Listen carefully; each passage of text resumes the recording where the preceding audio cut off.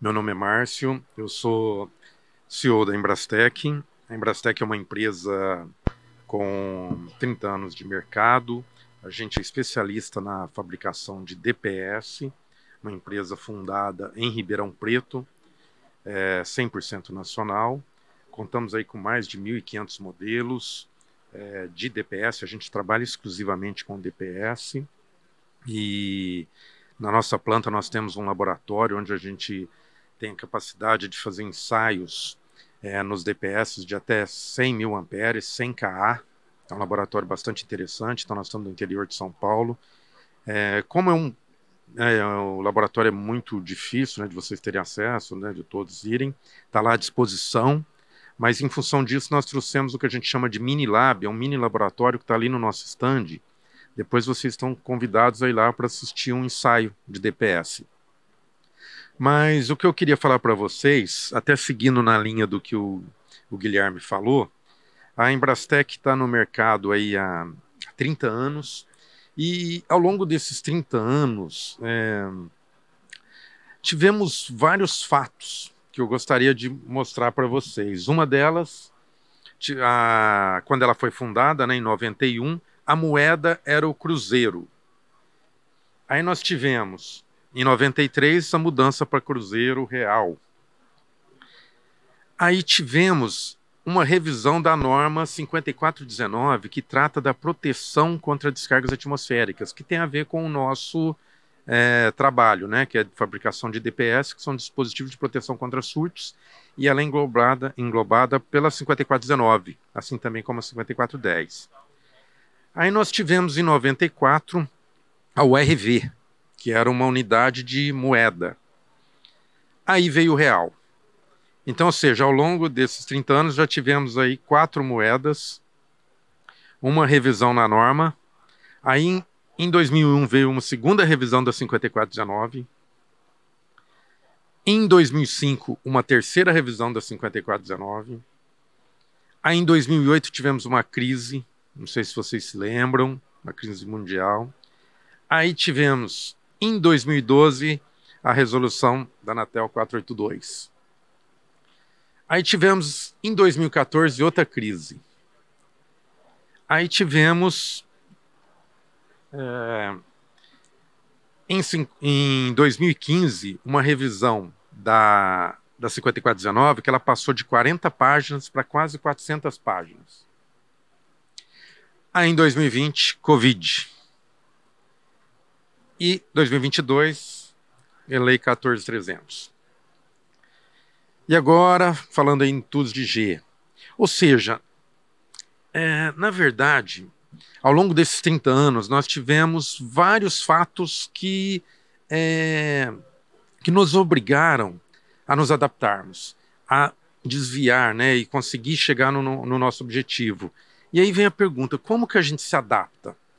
Como que a gente se adapta e consegue sobreviver? Principalmente no Brasil, que temos aí algumas dificuldades, né?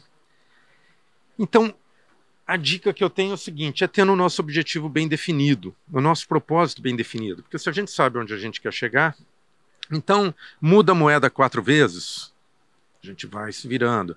A norma que trata do nosso trabalho tem alterações, e isso é importante, porque ela vai se adaptando, ela vai melhorando, né? A norma nunca é estática, né? Ela tem que ir se adaptando conforme a evolução, então isso é importante, então por isso que ela saiu de 40 páginas para 400. Então a gente tem que se adaptar, então a gente sabe onde a gente quer chegar, então tem crise, momentos de crise, a gente vai, se adapta, se ajusta. Então isso que é importante para a gente chegar, a gente saber onde a gente quer ir. E uma das dicas, né, eu não sei se vocês conhecem o Círculo de Ouro, do Simon Sinek, e ele fala dos porquês, né, de porquê, como e o que a gente faz. E é muito importante, a gente sempre começa pelo que a gente faz, porque é mais fácil, é meio espontâneo a gente falar pelo que a gente faz e não começar pelo porquê. E ele compilou algumas empresas que começam pelo porquê. E essas empresas tiveram sucessos. Uma é a Apple, ele fala de pessoas também, o Martin Luther King, os irmãos Wright, que foram os primeiros a voarem nos Estados Unidos. Então, esses começaram pelo porquê. Mas é muito fácil a gente começar pelo o que fazemos. Por exemplo, nós oferecemos economia na sua conta de energia elétrica. Começamos com o que? A gente chega no cliente oferecendo o que a gente faz. Como? Analisamos a sua conta, instalamos um sistema fotovoltaico, estrutura, módulos, né, inversor, string box. Quer comprar um? Ou seja, quer instalar? Então a gente começa sempre pelo quê. Então o que ele diz é que se a gente começa pelo porquê, a gente inspira tanto os nossos colaboradores, os nossos clientes a abraçarem isso. Então vamos ver aqui um pouco. Vamos entender por que nós estamos aqui. Nós estamos aqui só para vender mais módulos? Estamos aqui só para vender inversores, vender estrutura, vender string box, né? Que é o meu caso, DPS. Acho que não, né? A gente está aqui para mais do que isso, né? A gente está aqui, o Crispim falou disso agora há pouco, para ajudar na transição energética, para o mundo mais verde. Então, qual é o nosso propósito, né? E se é isso que a gente busca, como que nós faremos isso? Será que é abrindo mão de qualidade, brigando por preço, fazendo guerra por preço? O importante é instalar mais em escala, qualquer coisa, e depois o problema fica lá para frente? Ou será que se a gente se capacita, que é isso aqui, vir no fórum, a gente buscar informações para poder levar para o nosso cliente uma informação mais concreta. Se o nosso cliente tiver uma informação mais rica, ele não vai ficar pensando só em preço, ele vai tentar entender o motivo do que ele está fazendo, do que ele está comprando, então ele não vai pensar só em preço, né? Oferecendo aos nossos clientes projetos bem feitos, a gente se dedicar a levar a ele não só informações, mas produtos e instalação de qualidade.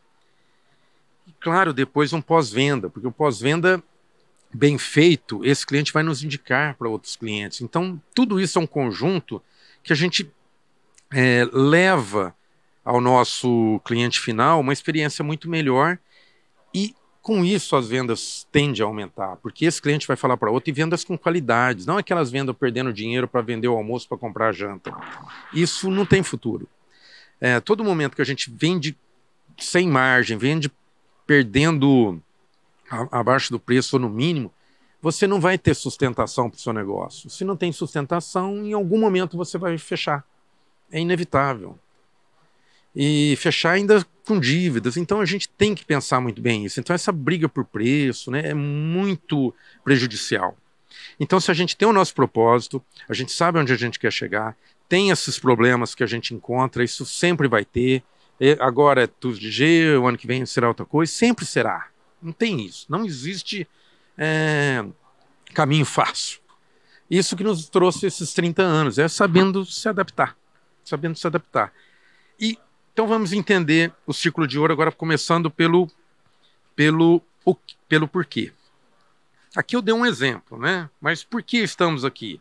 Então, porque acreditamos que vamos mudar a matriz energética, diminuindo a dependência dos combustíveis fósseis, utilizado em termoelétricas, né? O Crispim mostrou um vídeo muito interessante, né? Imagina tudo à base de combustível fóssil, como seria horrível, né?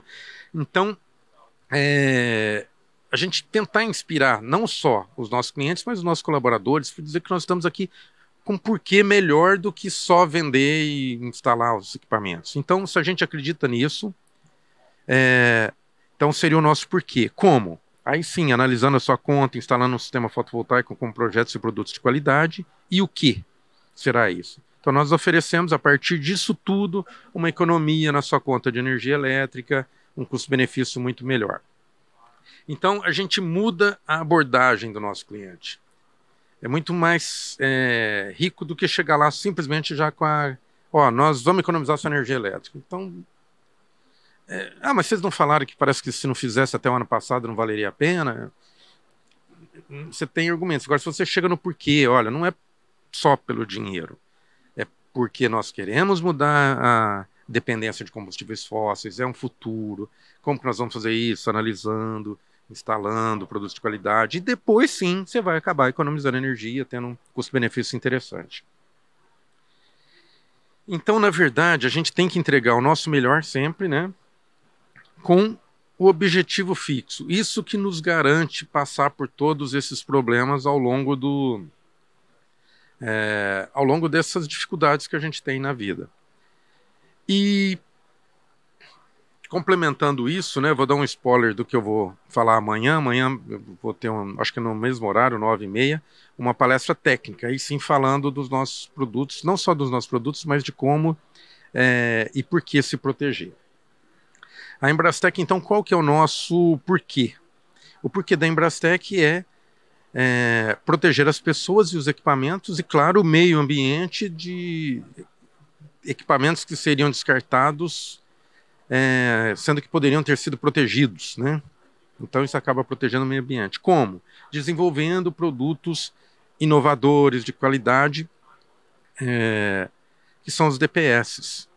E o que? A fabricação de DPS numa fábrica verticalizada. E no Brasil, esse é o spoiler do que eu vou falar amanhã. É importante, será, se proteger contra raios?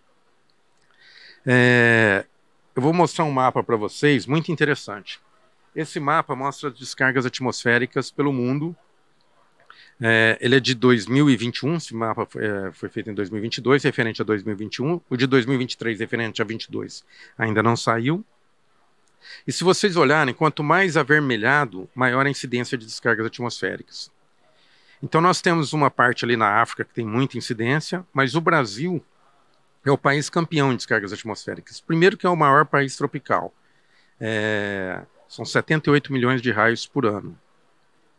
Então, se a gente comparar o Brasil com a Alemanha, que é bem ali em cima, né, ela é toda azulzinha, ou seja, ela tem pouquíssimas descargas, salvo engano, de 4 a 8 descargas por quilômetro quadrado por ano. No Brasil, nós temos uma média de 64 a 128, dependendo de descargas por ano. Então, se a gente comparar os dois, olha esse próximo slide. Na Alemanha, 42% dos danos em sistemas fotovoltaicos é por descargas atmosféricas. 42%. Na Alemanha, que é azulzinha, né? Que é bem azulzinha. Então você imagina no Brasil, onde ocorrem muito mais descargas atmosféricas. Então amanhã eu vou falar um pouco sobre isso, de como se proteger, de como especificar um DPS corretamente. DPS, apesar de ter entrado, eu comentei da norma 5419, mas ele ficou obrigatório na 5410, na revisão de 2004. De 93 ela já mencionava, mas em 2004 ela ficou mais efetiva. Então as pessoas têm muitas dúvidas de como se especificar um DPS, como utilizar um DPS, qual a classificação de um DPS. E, bom, DPS, não sei se todos sabem, é dispositivo de proteção contra surtos elétricos. E um DPS, para ser eficiente, tem que ser muito bem instalado, tem que ser bem especificado. Então amanhã eu vou falar um pouco disso, vocês estão convidados a assistir, será 9h30, se não me engano. E também estão convidados a irem lá no nosso stand para verificar o Mini Lab, que é onde a gente consegue fazer um ensaio de um DPS. Bom, nós estamos lá em Ribeirão Preto, temos uma linha muito completa de produtos, e a minha ideia aqui nesse primeiro painel foi justamente mostrar que a gente pode e consegue sobreviver a essas dificuldades que nós temos ao longo aí da vida empresarial, né? Isso é perfeitamente normal, isso sempre irá acontecer e eu acho que é isso que a gente precisa ter, esse foco e buscar. A minha ideia foi trazer esse testemunho mesmo para vocês. Obrigado, viu? Meu nome é Márcio, aqui tem minhas redes, meu e-mail, vocês estão à disposição para entrar em contato comigo, tá bom? Muito obrigado.